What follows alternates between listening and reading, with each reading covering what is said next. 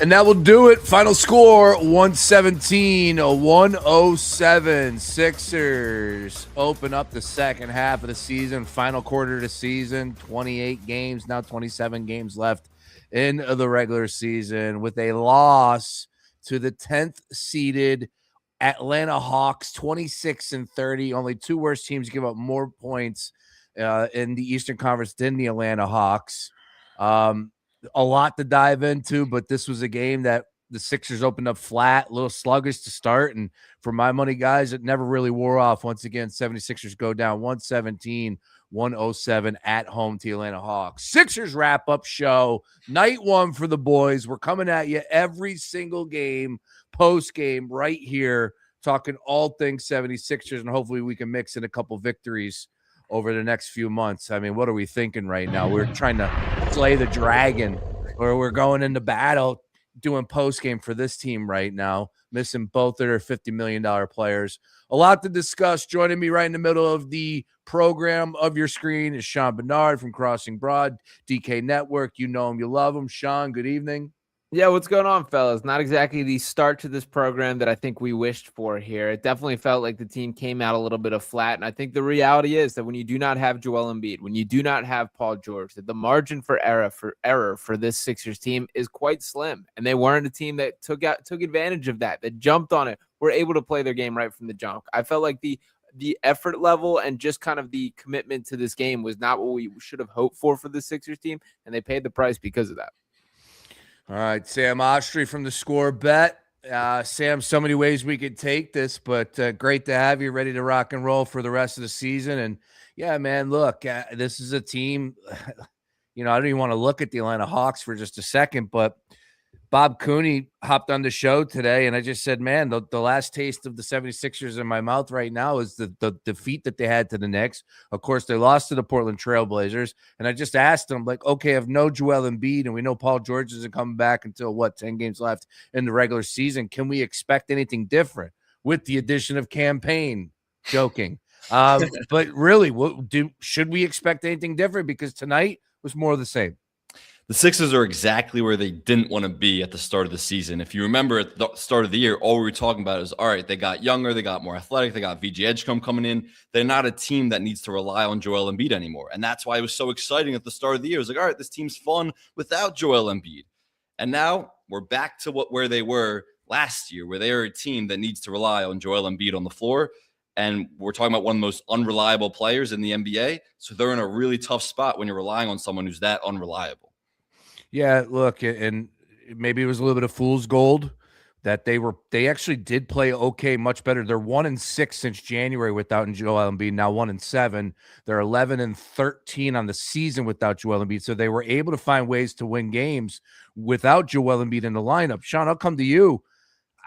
Is Paul George, was he playing that well? I know he was playing better, but if the Sixers are able to, let's just say Paul George is in the lineup and he's able to help, I would imagine things are looking a little bit better, but are they, at the end of the day, coming up with victories? Yeah, certainly defensively, it's night and day difference in my mind. That Paul George, for all the slack that he does cut or get criticized for on the Sixers team right here, the reality is he sets the tone for this team defensively, and particularly in a matchup like a team like this Atlanta Hawks team that has all these long athletic wings, the Jalen Johnsons, the Zachary Risaches, the Dyson Daniels. You need a guy like Paul George to be able to match up with that physically, and they didn't have that tonight. Kelly Oubre Jr., I thought, gave a good enough effort, but I do think Paul George would have been a difference maker for what the outlook was for this game right here. And this is unfair to fully throw the criticism on this guy, but VJ Edgecombe's a dude who is the third overall pick, who I thought at the beginning part of this game looked like arguably the best player on the floor. I need more, man. I need you to act like you're the dude to go out and be the aggressor offensively. It is a bit unfair to hold him to that standard when we're talking about a team that has these max contract guys hitting on the sideline.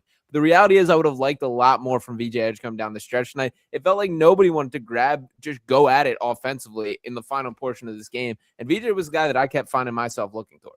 Yeah, in this type of game where you need him to create a bunch, 15 shots just isn't good enough, especially when Maxi's really struggling. What was Maxi? 8 for 23 from the floor. Just a really inefficient night from Tyrese Maxey. And in the start of the game, you actually saw VG Edgecombe initiating a lot of the offense. And Tyrese Maxey was playing more off the ball. And he was playing pretty well, whether it was Dyson Daniels or Zachary Risicek, whether it was matched up on him. But then the Hawks went zone a bunch, which kind of messed with VG Edgecombe. And Dyson Daniels and some of those defenders for the Hawks just locked in.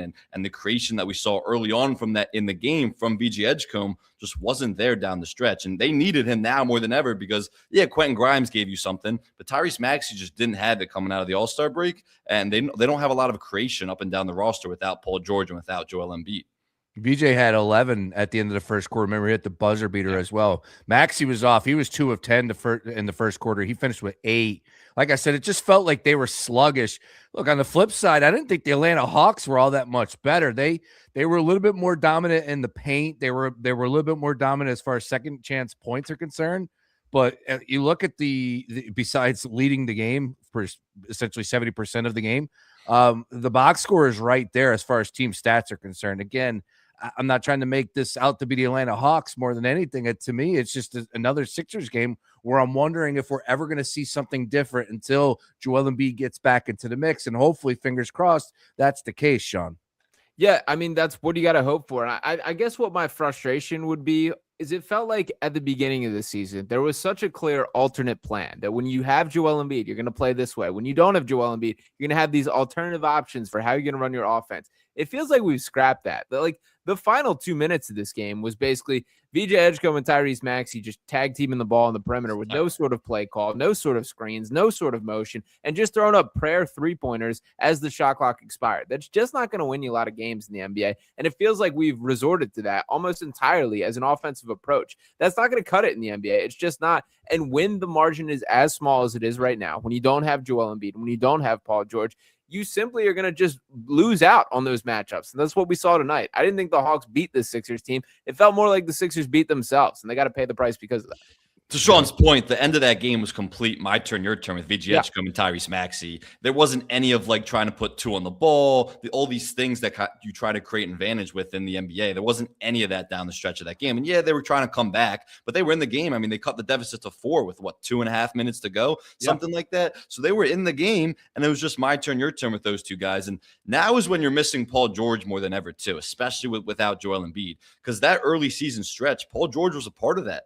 For a lot of it when Joel Embiid was in and out of the lineup. And even when he was in the lineup, he didn't look like himself for the first 2 months of the year. Paul George gave you a lot of creation. He gave you a lot of spot-up ability. He was really good at attacking closeouts. He can create for himself. He does so much that they just don't have anybody else on the roster to kind of replicate. And I thought this was a really bad Kelly Oubre game too. He's not as much of a creator as he was trying to be tonight. He's a guy who others have to create for him. He doesn't set the table. People set the table for him, and he just feast, and he just tried to do way too much tonight. So I didn't think it was a good game from him. They just don't, when you look up and down the roster, they just don't have enough right now. They just do not have enough with Paul George suspended and Joel Embiid out. Maxey has to be Superman. And even coming off an All-Star break, he looked a little tired and sluggish and inefficient late in that game. So I don't think he can be Superman anymore. So it's just, they need Joel Embiid to be healthy. That's what the season comes down to at this point. Yeah, and we know how that's a dance that we've made a lot. Once again, we are live. Sixers wrap-up show. Sean Barnard in the middle, Sam Oshtry on the far end of your screen. I'm Sean Brace. Powered by 97.5 The Fanatic. Let's go. Back with Middays with Marks. I'll be back tomorrow. Of course, we'll be talking a lot about no Joel Embiid and what's the future look like, as it is concerning with the 76ers losing another game here to a very beatable opponent, the Atlanta Hawks. Lose by 10. Game went off. 0-3 against the Hawks this year. Yeah. Unbelievable. Yeah, that could matter too. That could matter from a standing standpoint. Absolutely. I want to talk a little bit about the Hawks. We will get to them, but back to Maxey, and Sam, you brought it up. You look at his box score numbers in the last few games, there's no doubt he's tallying up 32 in that loss against the Knicks. He's tallying up 30 against Portland in that loss. Out in Phoenix, when they had that good stretch where they were able to win 4 out of 5, 29-26, 14-29. My point is, look, he finishes with 28 today, 8 of 23, 4-11 from downtown. Like, what's the excuse here? Is this something that he's going through as far as growing pains are? I know people were floating out the idea that this is a guy that needs a little bit of rest. He didn't get it. He had to fly west. He had to do the All-Star game. He was starter out there. He shined on Sunday. as Kate pointed out 100 times during today's broadcast. God bless her. But, I'm just curious, like, where are we at right now with Tyrese Maxey? And I'm not trying – look, somebody's got to take the fall here. Maxey had an off game, put up some numbers here, but are you concerned with maybe seeing him take a little bit of a step backwards as far as efficiency is concerned? Yeah, I mean, I certainly think the level of minutes that he is logging is legitimate. I'm not going to say excuse, but a factor here. That's something that, like, they have to be proactive in finding a way to combat that during the tail end of this season. That you can't have this guy going into the postseason or going into the final stretch of this year with dead legs. And it does seem like we're trending towards that right there. But beyond that, it's more so I would like the coach, Nick Nurse, right here, to scheme him open a little bit more, to create things that make life easier. It feels like so many of Tyrese Maxey's, not even just buckets, but shot attempts, are just him on an island, dancing, trying to get to a step back, trying to get an advantage, get downhill. That what makes him so dangerous as a basketball player is the combination of his downhill pace paired with his perimeter shooting, that he always has the threat of being able to beat anyone in this entire league off the dribble with the ability to step back and shoot a three with whoever is guarding him right there. That's a dangerous combination, but if you're just leaving him to take guys one-on-one, which tonight felt like the entirety of the offensive approach, that's not going to cut it on most nights. And a team like the Atlanta Hawks, who has a ton of high-level athletic wings, the Reese Shays, the Dyson Daniels, the Jalen Johnsons, it's not just easy for Tyrese Maxey to get to his spots. He does have some physical disadvantages with that. So I would kind of like the coach to do a little more to run him off pin down, set screens, do things to give him an advantage rather than him be fully dependent on his physical skills getting him there. So I felt like, to some extent, the scheme and the team let him down tonight. Anything else you want to add on that, Sam? Yeah, the All-Star break, by the way, it is rest. Like, there's no excuse for him to have dead legs at this point of the year. Yeah, he had to play in a 3-point contest and some charity scrimmage game, whatever it was that you call the All-Star game. But and he has a lot of media appearances, all this stuff. I'm not saying he didn't do anything, but that is rest. You're not playing in a real meaningful NBA game when you have to play 35 hard minutes a night. So it is meaningful rest that he's had off for really the last week or so. So there's no excuse for his inefficiency tonight or being tired tonight. It was an excuse coming into the All-Star break because he'd been playing as many minutes as anybody in the NBA, but it's not. But to Sean's point, I was really excited at the start of this game when VJ Edgecombe was initiating a lot of the offense and Maxey was playing off the ball. Because what I want to see from the Sixers is Maxey getting easier looks. And how you do that is when his touches are coming against the defense already in rotation versus him having to create the advantage by getting into the lane and then kicking and then finding guys after the defense rotates. I want his touches to come against a defense already in rotation. The problem is, in order for that to happen, you need other guys who are able to get downhill and get in the lane and can create for themselves. And VJ Edgecombe's really the only other guy who can do that, but he's a rookie, and I don't know if you can count on him for that for entirety of a game. And Quentin Grimes had some success with it tonight, but for the most part, they don't have any other guys who can get 2 feet in the lane, collapse the defense, kick to a guy like Maxey off the ball. So it's really just a personnel thing at this point. And give the Hawks credit too. I mean, that is an incredible point of attack defense they have. They are really good at stopping ball handlers from getting 2 feet in the lane, which is what the Sixers struggled to do tonight. But I just want Maxey to get easier touches because I don't want him to have to create everything. But right now he does because they don't have a lot of other options. Yeah, back over to the Atlanta Hawks side. Jalen Johnson goes for 32, 9 of 22. Sixers just did not have an answer. McCollum, look, I haven't really paid too much. I know he came over in, I believe, a trade in January, I want to say. Trae Young trade. Yeah, there you go. Yeah. There you go. So, look, I don't know what type of role he's carved out, but he played a lot of minutes and scored 23 points, and it felt like he was moving the ball, and especially for that second group there for the Hawks. But, that's the type of veteran leadership that you're going to get with a guy like CJ McCollum. Those guards are good to have coming off the bench. It would be nice if the Sixers had something like that. All due respect, as I said, to Campaign, who just came over. But we'll see. 3 assists in 2 minutes. Yeah, shout out Terry Johnson. The game. Exactly. All right, we're live. Once again, a lot of people checking in. This is what we're going to be doing every game from here on out. It doesn't matter. They could lose every game from here on out. We're going to be live with you, okay? Hopefully, we're going to mix a couple victories in. Hopefully, we get some good news from the big man as far as the Shin is concerned. We'll see what happens there. But comments are wide open. Please check in. Anything that's on your mind, let us know. Jose Alvarado says, me and Marks look like brothers, I think. Okay. Terrific Twitter name. Josephic Alvarado. There you go. Thank you. I stumbled on that one. Crazy. When does PG even come back? It's 10 games left in the regular season? 10 on the dot. It'll be like mid-March. Fun times. Not that it will make that big of a difference. Yeah. So keep those comments coming in. It will though. Right. Yeah, like the crazy part is like Paul George kind of found his stride on the Sixers team. Like I know he may not be the $52 million man that we have in our mind that is leading the team with 30 points per game and all that, but he was impacting winning at a high level for the Sixers team and really was kind of the player that they were looking for, the Tobias Harris plus type role where he is being capable of guarding opponents' team's best players. He is capable of knocking down open three-pointers. I really liked the basketball that Paul George was bringing to the Sixers team. And then lo and behold, pop for a drug test right there. Yeah, just the perfect stuff as far as the Sixers are concerned. But that's what it comes down to. You know, I know we opened up the season talking about health, and he doesn't really go down doing an injury. But here he's missing a good chunk of the season due to whatever it was. And we're not even going to guess here, but people have been speculating plenty on that one. Nick Nurse currently speaking at the podium. Anything juicy, we'll go ahead and bring it to you again there. Right now, it is just a little bit of trying to find ways to win games. And this game, as ugly as it was, I never really got a good vibe that they were going to come back and win this game. Remember, I was texting you guys at halftime that it felt like this is going to be a 17-point loss. Can we get a positive? It was kind of teetering both ways. It felt like it could go 17, and then for a second there, I thought the Sixers could actually make a game. They cut it down to 4. They won the third quarter. They won the third quarter. That was my positive. They won a third quarter. We were talking about coming into this game. They were outscored in the third quarter by 18 points per 100 possessions. That would be the worst mark for any team in any quarter over the last 10 seasons. And they're still trending towards that way. But they finally won a third quarter, which was a positive. And you thought they were going to have some good momentum going to the fourth. Didn't quite work out that way. Yeah, the third worst third quarter differential in NBA history coming in today. And by the way, the two teams ahead of them were like historically bad. One was like the 82-83 Nuggets, and I forget the other ones. But atrocious teams that won like 10 games that whole season. The Sixers are somehow in that mix. Once again, domination to a point. The Atlanta Hawks led the game 73% of the time. Again, you dig deep into the box score, a little bit more of the second chance points, and of course, rebounding follows that as well.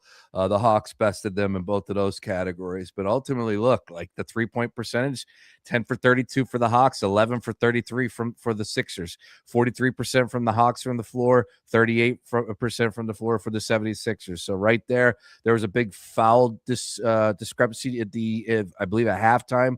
That essentially came out to even out. Fast break points 25-19 in favor of the Atlanta Hawks. Total turnovers, Sixers had 2 more than the Atlanta Hawks. They also had 13 blocks to the Atlanta Hawks 5. So I guess one major takeaway from this game, Sean Barnard, is we're going to go ahead and start to look a little bit ahead to the New Orleans game coming up here on Saturday. Is what for you? It's the lack of creators for me that we're talking a lot. Like I feel like I'm being hypercritical of Tyrese Maxey and VJ Edgecombe, which they were not good enough for what their role was tonight. But the reality is there's not enough options in those. And the guy that I honestly want to throw this sort of microscope on is Quentin Grimes, to be perfectly honest, because we're going down the pecking order of who are the guys that can create offense for this Sixers team. We know that Oubre has his limitations. I think he's quite good when he's in the right role, but nights like tonight we see when he's overextended. Tyrese Maxey is going to do his thing, is a legitimate NBA star, even when the factors are working against him like tonight. Edgecombe, he's a rookie. He's still finding his footing.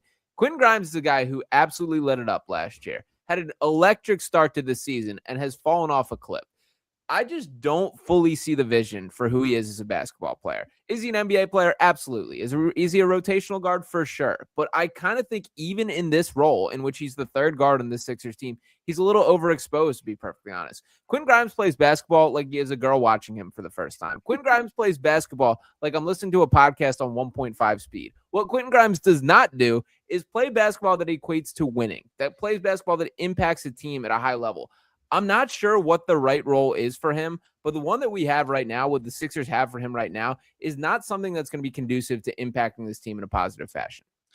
I actually thought he was good tonight. Not the night to come after Quentin Grimes, I thought. I thought he was pretty good tonight. He had a good first half, and then he disappeared. Yeah, but I mean, only 14 points in 29 minutes. That's better than when he'd been. He was efficient from the field, drilled a couple threes. He had been pretty bad, and they need more of him right now, especially without Paul George. That's a guy you're relying on to really carry the second unit and be kind of a secondary creator when he's on the floor with VG Edgecombe or Tyrese Maxey. I thought he was finding it. I'm not nearly as critical as our good friend Sean Barnard is here of him. I think he's a quality depth piece and rotational guard, which is what you need him for. He does need to be better in minutes when you don't have Paul George or Joel Embiid and you need some creation, and you need some scoring. And I don't know if he's capable of that, and that's asking a lot of him. But for the role that the Sixers wanted him to play earlier this year, which is a rotational guard, a backup guard, he's been pretty good, I think.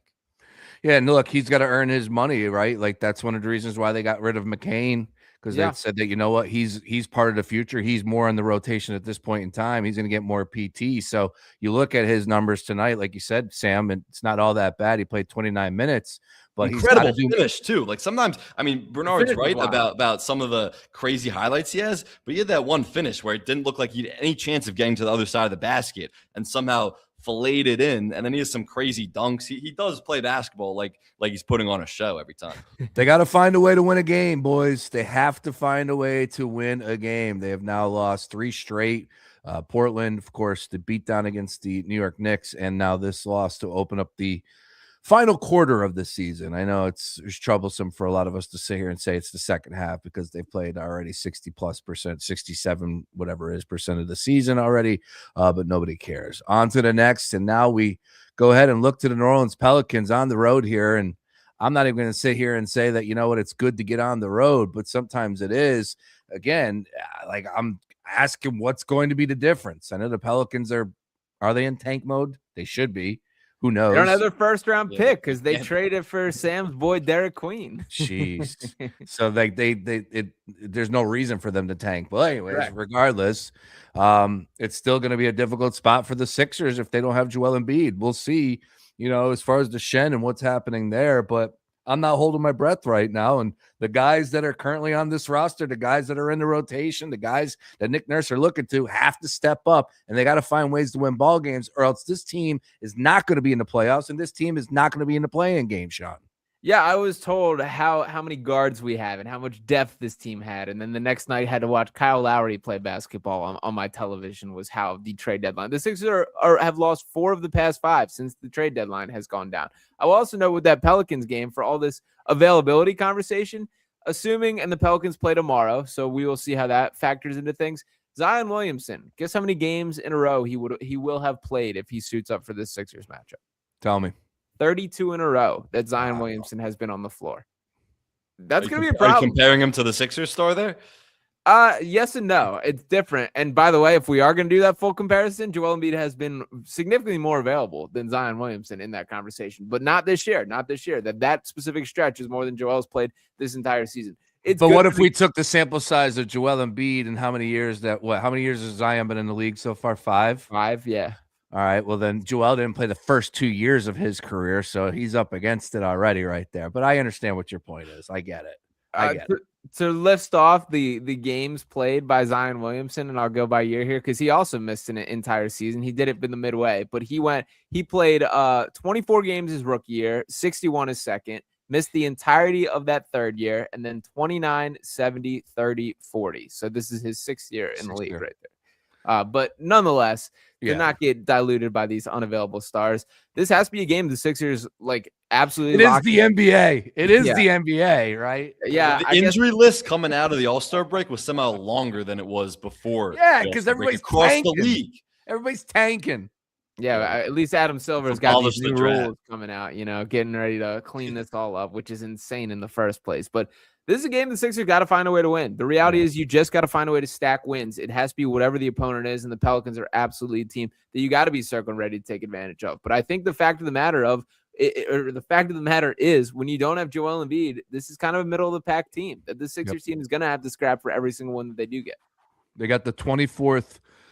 They're 24th as far as strength of schedule is concerned. So that's in favor of them. They do have 2 matchups against the Spurs and 2 against the Pistons left on the calendar, but plenty of winnable games as well. And yes, this New Orleans Pelicans game on Saturday is exactly that. They got to find a way to win the game. That is the theme at this point in time. That, as well as get Joel Embiid back into the mix ASAP. But we'll see. Trending in the AM, checking in. Yep, what a letdown after the break. Yeah, I mean, at the end of the day, Phil, you're exactly right about that, man. This was a team that I might have one of my worst takes in sports talk history, where I said as a contender for the East. Damn, I wish I could have that take back. That's all I know. It comes down to it was after the win over the Rockets. Remember that? Yeah, don't back down. Don't walk it back, Ray. Stand on it. I think that's exactly when I go, yo, we should start doing a post-game show. That's when it was that Houston Rocket game was completely filled with just poison. And now they won't win a game the rest of the year.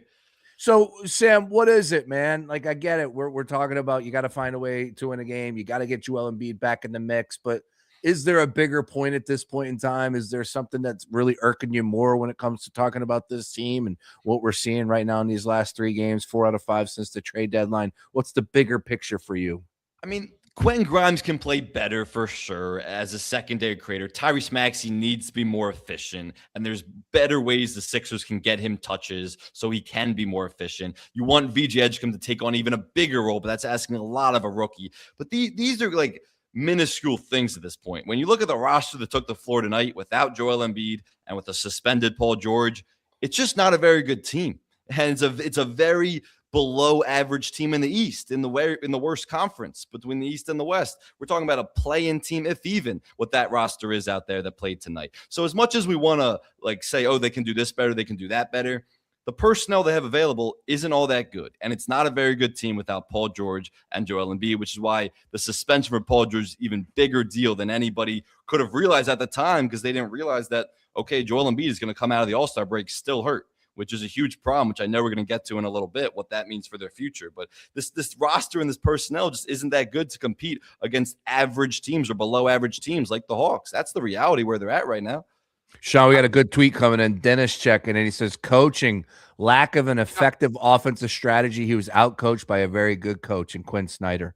Yeah, Quinn Snyder, an excellent coach. And I do think I've found myself with that takeaway more nights than not this year. I feel like Nick Nurse has not had the upper hand in this coaching battle, which is not a takeaway that I expected when we signed on the dotted lines for Nick Nurse to be the head coach of the Philadelphia 76ers right now. There's absolutely things that should be and can be done to just make life easier on your players, on Tyrese Maxey, on VJ Edgecombe right there. It feels like a lot of the offense is just go out and figure it out, guys. Go out and find a way to get a bucket. That's a lot of what seemingly the sets that are run. I do think that is a valid point. And while I'm not fully rejecting Sam's point that he's right, the talent level of this team is just not on par with the top tier contenders when you don't have 70% of your salary cap on the court for this matchup with Joel Embiid and Paul George right there. But I kind of think back to the start of this season when Tyrese Maxey came out and said, what I'm focused on this year is to set a standard that every single time that we step on the floor, we're playing Sixers brand basketball, that we're going to compete, we're going to scrap. And I feel like they faded from that, man. Like, I don't feel the same level of hunger, the same level of tenacity that was the case at the start of the year, that there was a legitimate, like, refuse to lose mentality that this team put on display. And I don't think I've felt it for a couple weeks now, dating back to well before the All-Star break. That's what's so concerning is that you're coming out of the All-Star break. Okay, you want lose by the Knicks by 100 points in a game where you're looking forward to the All-Star break. That's fine. But you're coming off the All-Star break, this rest period, and it's not like they had no energy, but it was a very lethargic game. That there was no excitement. There was no incredible hustle plays that got people going. Campaign's supposed to be this energizer bunny. It's not like he moved the needle in his minutes at all. It was a very lethargic effort. Like they were just going out for any regular season game. But when you came into this game after the All-Star break, after a week of rest, having lost 3 of their last 4, you're in desperation mode because you want to avoid the play-in. Every game from here on out is desperation mode for the Sixers. And it didn't feel like they were in desperation mode at all. And more than anything, people can talk about Nick Nurse's offensive scheme and all that. That feels like a reflection on the coaching staff and the culture, that they weren't in desperation mode on a game where they need to be, and they need to be the rest of the season. Yeah, look, that Knicks game, I know we want to make excuses for them riding off into the All-Star break, whatever it may be, but I mean, that was straight up embarrassing. And that was the last time you took the floor, and that was at home. Like you had to show a better spot here for the Sixers, and they did not do that. There was a few energizing moments. Maxey with his big couple dunks. He had one left-handed that was just insane, but he just could not get it going. He wasn't able to hit anything from outside. From 3-point, he was 4 of 11. So if he's able to hit a couple more of those, maybe we're looking at a little bit of different game, but still I'm begging. I just look at we're pointing the finger at Nick Nurse and rightfully so, but like, are these guys really that good? Like Barlow finishes with 1 point. Bona played. He had his moments. I get it. I thought it was a solid Bona game. Yeah, I thought both centers, honestly. Both centers, considering without Joel Embiid, that's kind of what you want from those two guys. He finished with 9 and 7, so it's hard. I'm not placing blame on him, although he played terrible against the Knicks. Wofford finishes with 4 in 18 minutes. Walker finishes with 4 in 10 minutes. Like Campaign picks up. I get its first game back, plays 9 minutes, 0. Like it's all hands on deck. And are these guys good enough to contribute? Well, I guess what it feels like to me is Nick Nurse sort of has this Rolodex of let me find the hot hand of which one of these guys has it tonight. And that's not exactly how you want to operate like a high-level basketball team. Like you should have a fairly structured rotation for I need this guy for this minutes. I need this guy to play this role. And I don't think the Sixers have established that. Trendon Watford is a dude that I've kind of been like screaming at the TV all year of like, I just expected more. Like I've seen this guy be a good basketball player at the NBA level, spend time with it, especially with the Nets. Like I was like, I see the vision for what this guy is and what he can be on the Sixers. And particularly when we talk all about this, about getting Tyrese Maxey off ball and creating looks for him, Watford's a guy that should be unlocking that he likes taking the ball up. He's a good facilitator at his size. He hasn't consistently found a way to impact winning on the Sixers team whatsoever. And I do think Nick Nurse has given him ample opportunity at this point. Watford is a dude that I continually find myself circling back and feeling underwhelmed. Yeah. To your point, Brace, you can blame the coaches all you want. It's not a very good roster right now. When you're talking about Paul and George. Yeah, exactly. It's just I think Trent Watford, I expect more from him too. And I'm surprised they weren't using him more as a ball handler, initiator in that role, especially when shares the floor with Maxey. You want to give Maxey some relief and some off-ball opportunities. So surprised they weren't going to that as much.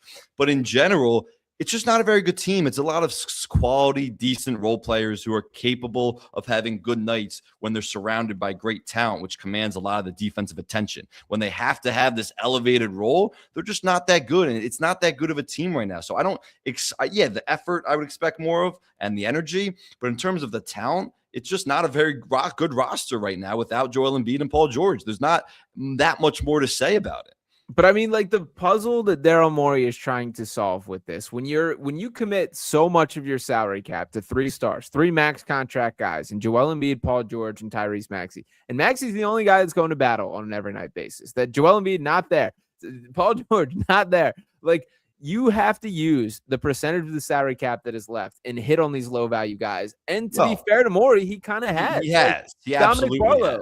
Dominic Barlow, a 2-way guy that's been upgraded to a standard contract, has been way, way far above what you expect from that like tier of salary. Trendon Watford, a bargain bin type guy who should be like a high impact player, a pretty good value for what he's based on. But when we're talking about all these guys as like pretty good value, that doesn't mean that they're on equal playing field as some of these other rosters. And when these guys have their guys, their full roster available, we're seeing sort of the gap right there. So I don't think Morey's done a particularly bad job given the cards that he's dealt, but at the same time, he's who picked the hand in the first place. He's who picked that I'm working with all this money committed to the top end of these max contract guys, whether they're there or not. So he's still got to wear the criticism too. The mistake there that you're talking about is assigning 70% of the cap to 2 players who are aging and injury prone in Paul George and Joel Embiid. Because when you give yourself slim margin for error and all these other guys just are low paid guys for a reason. I mean, sometimes you can find gems here and there, and Dominic Barlow certainly was a gem, but they're low paid guys for a reason because they're not top end talents.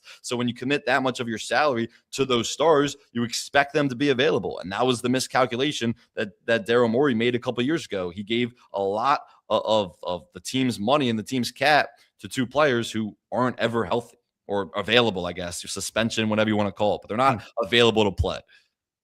Sixers lose 117-107, putting a bow on this one.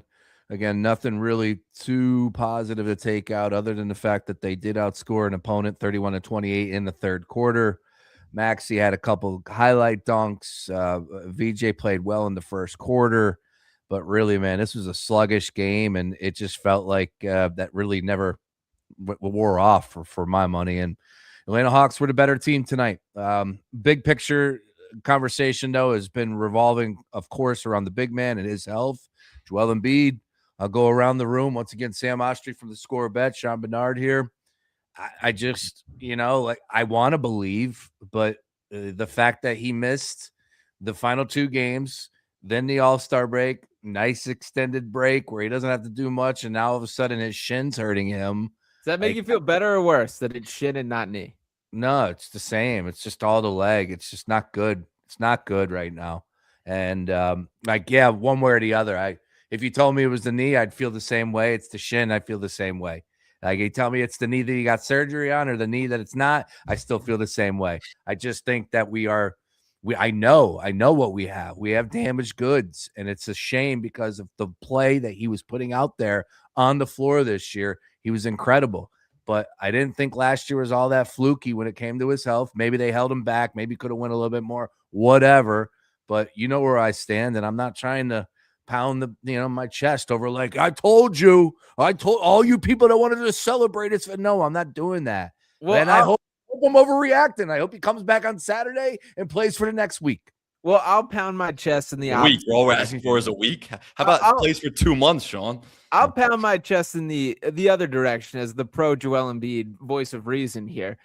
Damaged goods is unfair because when he's been on the court this season, he's been incredible still. That this is still a guy who's a top 10 player in the league. It doesn't matter, Sean. It doesn't matter when he's on I agree. He can't be on the court. It doesn't matter that when he's on the court, he's so good. If he can't be on the court when you need him on the court. He doesn't play back-to-backs. He's automatically not playing back-to-backs. He's played 31 no back-to-backs games. in the playoffs. No back-to-backs in the playoffs. All right, well, get to the playoffs. They're going to be in the play-in. So what's your solution, Sam Oshtry, other than the gamble that they have to keep making, the bet that they have to keep placing, there is no better alternative than going to the window and say, I'm cashing my chips with Joel Embiid on my side. There is no better than alternative to that. Because moving on from Joel Embiid, did you like how tonight looked? Did you like how this roster looks? This style of basketball? The new contract isn't even kicked in. So I am still keeping this card in my pocket as this is the only option is to hope and believe that this guy can find one healthy playoff run. It's an off-season conversation, but you're not getting nothing back for Joel Embiid if you decide to trade him. It's a really complicated trade because there's not a lot of teams winning that deal that would take. There's not a lot of teams that would take on his salary and his contract. No. But you're getting something in return back. Because some team who convince themselves that he'll get healthy, and depends how he finishes this year. So I'm not saying there's some grand solution right now. There's not, which is why they're in a really tough spot because there's not a solution, and they're tied to a guy who can never stay healthy and never be available. That's all we're saying to you is when you completely defend this guy blindly, it's like, yeah, as a player, when he's out there, he's terrific. But when he's out there is the key phrase there, and he's never out there consistently. Yeah. Okay, so fast forward right now. The Sixers are currently the 6th seed in the Eastern Conference. Let's say we fast forward to the playoffs right now. Let's say I haven't even looked at the standings tonight. Let's say an opening round match with the Toronto Raptors. You feel good about the Sixers in that series? The one team. Yeah, the one team you're choosing. The Toronto Raptors are not getting to How about the Cavs? Okay. How about the Knicks? How about the Hawks? How about the Celtics with Tatum back? How about the Celtics? How many does Joel Embiid average in that series? We're talking about assuming Joel Embiid's health in the playoffs. Why do you think he's going to be healthy for the playoffs? They have to get to the playoffs. If the Magic win tonight, which they're playing the Kings, that game just tipped off. Magic probably should win. They are a half a game ahead of the Magic for the 6th seed, meaning that if the Magic pass them in a couple days, they're going to be the 7th seed in the play-in. There's no guarantee with the playoffs. You can't just skip ahead to the playoffs. And the reason you can't just skip ahead to the playoffs is because Joel Embiid can't be healthy. Fair. Well, we've had this conversation for years now, and it just feels like it's taken on a new turn here because of how ugly this roster looks without him. Like, normally, I don't know. Look, that's 2 years ago, so whatever. That's a long time ago, but we wanted this to be different this year, and for the most part, it was looking like that was the case. But it's also particularly sad though because of how well he was playing when he was healthy, and because of how good VJ. It's always sad. I mean, the Bell's palsy in the Knicks series, like it's always sad. It sucks across the board. But you're right to your point how great he was playing this year. It's just Did we buy into the fool's gold? I guess I did a little bit, and eventually we have to ask ourselves, all right, like we can't do it, man. I get it. We're fans. This season ain't over, fellas. I don't like this vibe of negativity. Mr. Optimist over here. Did you watch the game tonight? He's been out for the last week. The shin is now hurting him. Like I can't sit here going, well, when he comes back, there's gonna be a new team. No, when he comes back, he's just gonna get hurt again. Sam Oshtry, though, out here sticking his neck out for Quentin Grimes and acting like I'm crazy for talking about Joel Embiid like a good basketball player right here. I mean, you were particularly harsh about Quentin Grimes. I'm not going to say some great player, but you were really harsh. This night maybe is not the right time to make that point, but I think Deshaun's bigger point is the fact that there's a lot being asked of this dude, right? And like the expectation, new contract, $30 million this summer. This dude asked for $30 million this summer. Yeah. And they moved McCain because they believe in him. Yeah. Yeah. All right. Well, look, we tackled a lot there. We went 40 minutes. Saturday, the boys will be back. Of course, we got a 7:00 tip against the New Orleans Pelicans where the Sixers got to find a way to win a ball game. Before we get out of here, though, Sam, you got a great Substack. You watched the league across the league, or excuse me, and let me pull up the scoreboard here because I know we had a big one. Knicks were getting routed by the Pistons. Let's go around the league real quick. Talk to me about some of the scores that caught your attention this evening.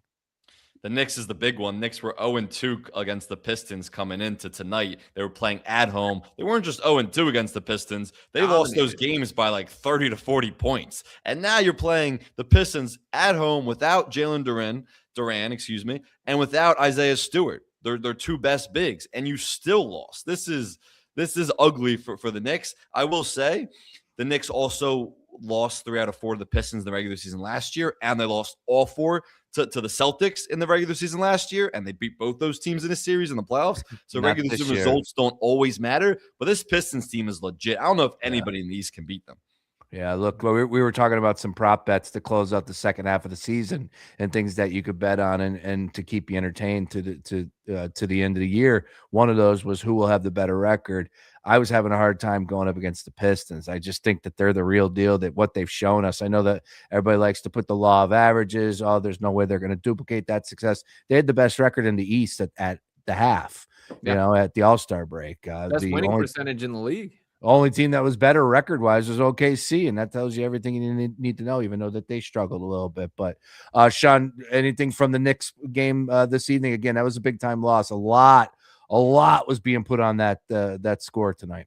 Yeah, I've been pounding the table that this Knicks team is frauds for like 3 years now, and I still stand by every single word of that. I would love to see a Sixers versus Knicks playoff series. I would love even more to see a Pistons versus Knicks playoff series. I don't think the Knicks win either one of those, and I'm hoping that things do align in that favor there. But I will leave a little trivia question to bring it back to the Sixers direction here. If I was to ask you fine fellas right here, how many games have Paul George and Joel Embiid played together in a Sixers uniform? We're now a season and a half into their tenure. What number pops to mind for each of you?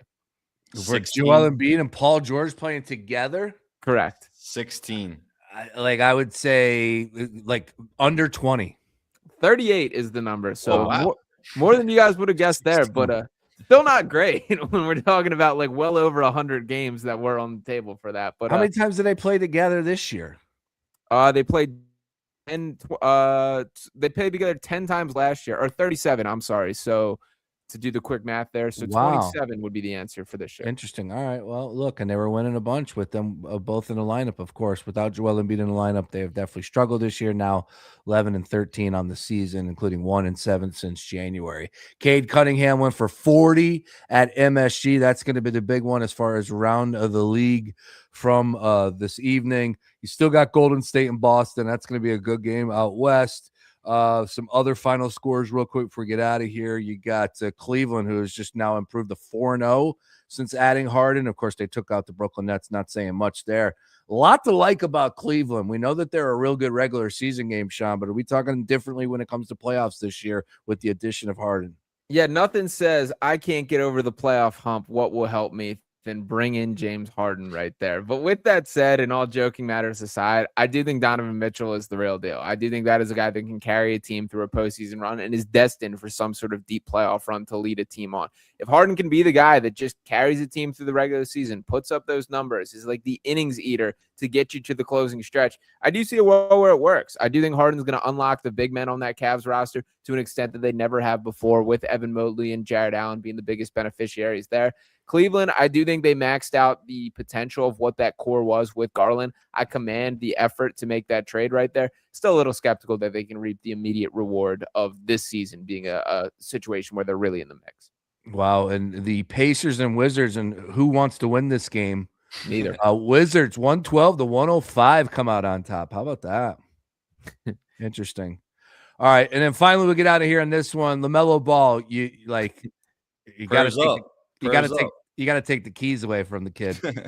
That's one. Just Uber, man. Wait, the guy crashed that car. I don't know what car it was, and then hopped in a Lamborghini. Didn't even stay for the accident. Yeah, that's not good. Does it shock you? I would imagine there was probably something going on inside that vehicle, maybe just a little bit, maybe something. All right. And my man left the scene of a crime that's highly illegal. I know they got him on videotape. He'll get out of it, but now he's run over a kid's foot. I think he was burning out of there, running red lights. Like, yep. I don't know, man. Back in my day, those North Carolina police were a hell of a lot tougher, but I guess I wasn't LaMelo Ball either, so I get it. I understand it. Still, though, man, he's a professional, and the Hornets are good this year. Put it together. Great, they're great. But they lost tonight, 101-105. Yeah, to the Rockets, and fresh off a burner gate, KD goes for 35, 14 for 20 from the field, and his teammates, who he thinks his teammates stink. Alperen Sengun only had 13 in 32 minutes, but KD has to carry the load, and he did. Fresh off a burner gate, missing him on Twitter. The thing about Barnard is like it hits different when the guy is one of the greatest scorers of all time and still scoring at averaging 26 per game, still going out there, somewhat being the best player on the floor, a guy that can back it up. Like there's only so much, like you could be like, damn, Katie, you really think of me like that? If I was Trey Turner, I'd be pissed and be like, damn, my breath stinks that bad. Other than that, I don't know. He goes out there and delivers. They win games. He can only be mad at him. No, it's your teammate. He said you stink. Called him. That's what I was telling Sean. I was like, you talk coworkers, you talk trash about your coworkers to your boys. You don't talk trash about your coworkers to random people. Yeah, that was weird. But it's Kevin Durant, man. Like he's just kind of a different cat. This is the way. Might not have any friends. That guy might not have a single friend. Like he's as online as we've ever seen a professional athlete. Like he's that's more why online than us. He probably knows what like clavicle is, or whoever that guy is. Yeah, yeah. He's tweet maxing or whatever the case may be here. But I mean, this is consistent with who he is. This is who he's always been right there. So it doesn't I don't think it shocked me as much as it has been the general perception. I still kind of think this is one where he's just got to walk in the locker room and be like, my bad, fellas. We got to move on from here. And there's no my bad. It's my bad. I hate you guys and I got exposed for it. No, you just say it wasn't me. That's what you got to do. But he didn't do that. He didn't deny it. So it's like he's eating it right now. And again, he can eat it because he's Kevin Damn Durant. That's what comes down to. All right. His response was immediate. Like, yep, that was him for sure. Oh, yeah. It was definitely 100% him. It was really easy. Once they started grabbing the picture of the owl and matching that up, and then come on, over. Man. Yeah. Well, he's a wacko. Remember he played that flag football game with LeBron. Like, they were boys. They were friends. I don't know what happened, but Durant does seem like he is a loner. It's him and that dude that's his agent, and that's it. He fights with people on his main account, like goes after random people with just his regular Twitter too. Well, he was following people with those burner accounts, and then going back with his regular. Like he's delusional. He's out of his mind. Yeah, that's the thing. It's also like, how dumb are you? Where you think you're not going to get caught for that? I don't think he cares. I don't think he cares. It's like you gotta care. Like it's one thing if you're talking about Russell Westbrook, who whatever you might have beef with your ex teammate. You're talking about is he the cocaine bear? Yes, yeah, that was him. That was Russ. But why would he say that about Russ and not Joker?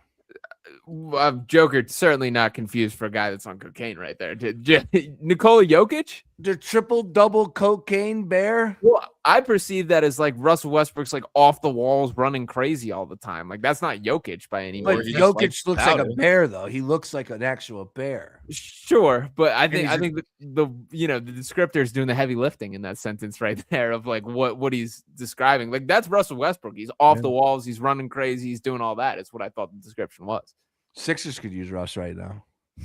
No, they Can't get could. what- I'd rather have campaign. I'd rather have campaign. No way. You're out of your mind. No way. I would All take right. a dude that shows up, man. Gives Yeah. effort. Give me anything right now. Give me a victory. Saturday against the Pelicans. Back at it. Talking all things right here on Sixers Wrap-Up Show. Fun first one in the books. Once again, powered by 97.5, The Fanatic, Sam Oshtry from The Score. Subscribe to his Substack, Sean Barnard. Make sure you go ahead and read him at Crossing Broad and DK Network. Oh, The Score Bet, too, for Sam as well. I'll be back with John Marks tomorrow at 10 a.m. I know we're going to have some fun. It's a Friday, but we're definitely going to get some serious Sixers conversation. If you heard something that you want to get your take in, please open up the or grab the phone and give us a buzz or tweet and get involved with the show tomorrow at 10 a.m. middays with Marks. Everybody, enjoy the rest of your evening. We'll talk to you on Saturday. Good night.